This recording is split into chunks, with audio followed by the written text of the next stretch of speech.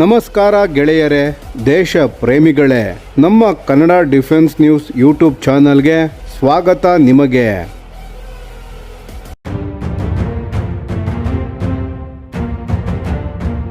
ಭಾರತದ ರಕ್ಷಣಾ ಕ್ಷೇತ್ರದಲ್ಲಿ ಮತ್ತೊಂದು ಮಹತ್ವದ ಮೈಲುಗಲ್ಲು ಸಾಧಿಸಲಾಗಿದೆ.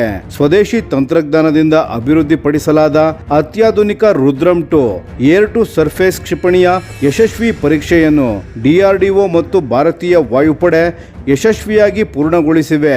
ಒಡಿಶಾದ ಚಾಂದಿಪುರದಲ್ಲಿರುವ ಇಂಟಿಗ್ರೇಟೆಡ್ ಟೆಸ್ಟ್ ರೇಂಜ್ನಿಂದ ಈ ಪರೀಕ್ಷೆ ನಡೆಸಲಾಯಿತು.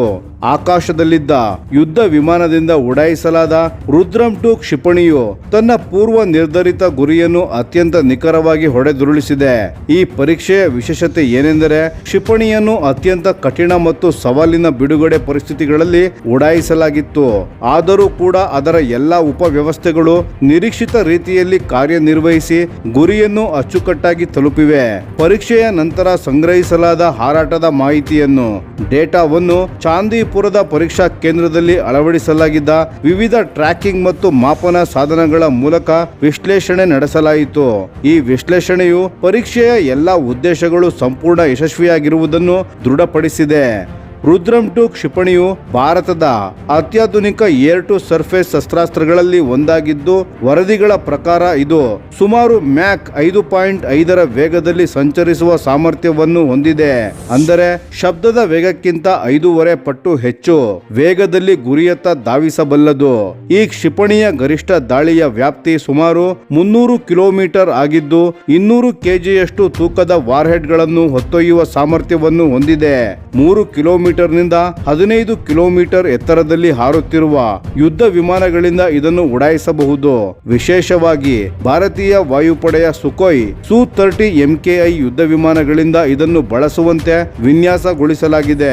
ಭವಿಷ್ಯದಲ್ಲಿ ಭಾರತೀಯ ವಾಯುಪಡೆಯ ಸೇವೆಯಲ್ಲಿರುವ ರಷ್ಯಾ ಮೂಲದ KH-31 ಆಂಟಿ ರೇಡಿಯೇಷನ್ ಕ್ಷಿಪಣಿಗಳನ್ನು ರುದ್ರಮ್ 2 ಬದಲಾಯಿಸುವ ನಿರೀಕ್ಷೆಯಿದೆ. ರುದ್ರಮ್ 2 ಕ್ಷಿಪಣಿಯ ಮತ್ತೊಂದು ಪ್ರಮುಖ ವೈಶಿಷ್ಟ್ಯವೆಂದರೆ ಇದರ ಸುಧಾರಿತ ಮಾರ್ಗದರ್ಶನ ವ್ಯವಸ್ಥೆ. ಇದು ಇನರ್ಷಿಯಲ್ ನ್ಯಾವಿಗೇಷನ್ ಸಿಸ್ಟಮ್ GPS ಮತ್ತು ಅತ್ಯಾಧುನಿಕ ಪ್ಯಾಸಿವ್ ಹೋಮಿಂಗ್ ಹೆಡ್ಗಳ ಸಂಯೋಜನೆಯನ್ನು ಬಳಸುತ್ತವೆ. ಈ ಪ್ಯಾಸಿವ್ ಹೋಮಿಂಗ್ ತಂತ್ರಜ್ಞಾನವು ಶತ್ರುಗಳ ರೆಡಾರ್ ಮತ್ತು ಇತರ ರೇಡಿಯೋ ಫ್ರೀಕ್ವೆನ್ಸಿ ಸಿಗ್ನಲ್ಗಳನ್ನು ಪತ್ತೆ ಹಚ್ಚಿ ಅವುಗಳ ಮೂಲವನ್ನು ನಿಖರವಾಗಿ ಗುರಿಯಾಗಿಸಬಲ್ಲದು. ಹೀಗಾಗಿ ಶತ್ರುವಿನ ವಾಯುರಕ್ಷಣಾ ವ್ಯವಸ್ಥೆಗಳನ್ನು ನಾಶಪಡಿಸುವಲ್ಲಿ ಈ ಕ್ಷಿಪಣಿಯ ಪಾತ್ರ ಅತ್ಯಂತ ಮಹತ್ವದ್ದಾಗಿದೆ. ರುದ್ರಮ್ 2 ಯೋಜನೆಯನ್ನು ಹೈದರಾಬಾದ್ನ ರಿಸರ್ಚ್ ಸೆಂಟರ್ ಇಮರತ್ ಅಥವಾ RCI ನೇತೃತ್ವದಲ್ಲಿ ಅಭಿವೃದ್ಧಿಪಡಿಸಲಾಗಿದೆ. ಇದರ ಜೊತೆಗೆ DRDOದ defence research and development laboratory, high energy materials research laboratory, armament research and development establishment ಹಾಗೂ ಇಂಟಿಗ್ರೇಟೆಡ್ ಟೆಸ್ಟ್ ರೇಂಜ್ ಸೇರಿದಂತೆ ಹಲವು ಪ್ರಮುಖ ಸಂಸ್ಥೆಗಳು ಕೈಜೋಡಿಸಿವೆ. ಇದರ ಜೊತೆಗೆ Hindustan aeronautics limited, regional centre for military airworthiness, missile system quality assurance agency ಹಾಗೂ ಅನೇಕ ಭಾರತೀಯ ಕೈಗಾರಿಕಾ ಪಾಲುದಾರರು ಈ ಯೋಜನೆಯ ಯಶಸ್ಸಿನಲ್ಲಿ ಮಹತ್ವದ ಪಾತ್ರವನ್ನು ವಹಿಸಿದ್ದಾರೆ.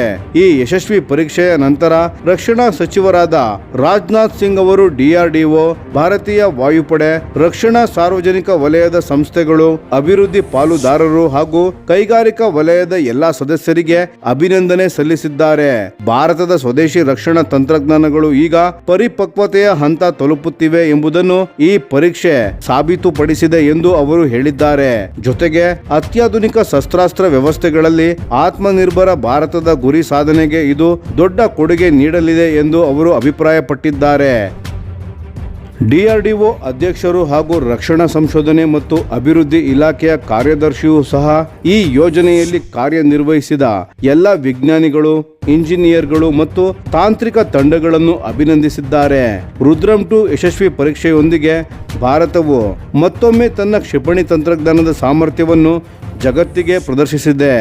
ಮುಂದಿನ ದಿನಗಳಲ್ಲಿ ಭಾರತೀಯ ವಾಯುಪಡೆಯ ದಾಳಿ ಸಾಮರ್ಥ್ಯವನ್ನು ಇನ್ನಷ್ಟು ಬಲಪಡಿಸುವ ಪ್ರಮುಖ ಶಸ್ತ್ರಾಸ್ತ್ರವಾಗಿ ರುದ್ರಮ್ 2 ಕ್ಷಿಪಣಿ ಹೊರಹೊಮ್ಮುವ ಸಾಧ್ಯತೆಗಳು ಹೆಚ್ಚಾಗಿವೆ. ಸ್ನೇಹಿತರೆ, ಈ ವಿಷಯದ ಬಗ್ಗೆ ನಿಮ್ಮ ಅನಿಸಿಕೆ ಮತ್ತು ಅಭಿಪ್ರಾಯಗಳನ್ನು ದಯವಿಟ್ಟು ಕಾಮೆಂಟ್ ಮಾಡಿ ತಿಳಿಸಿ. ಧನ್ಯವಾದಗಳು.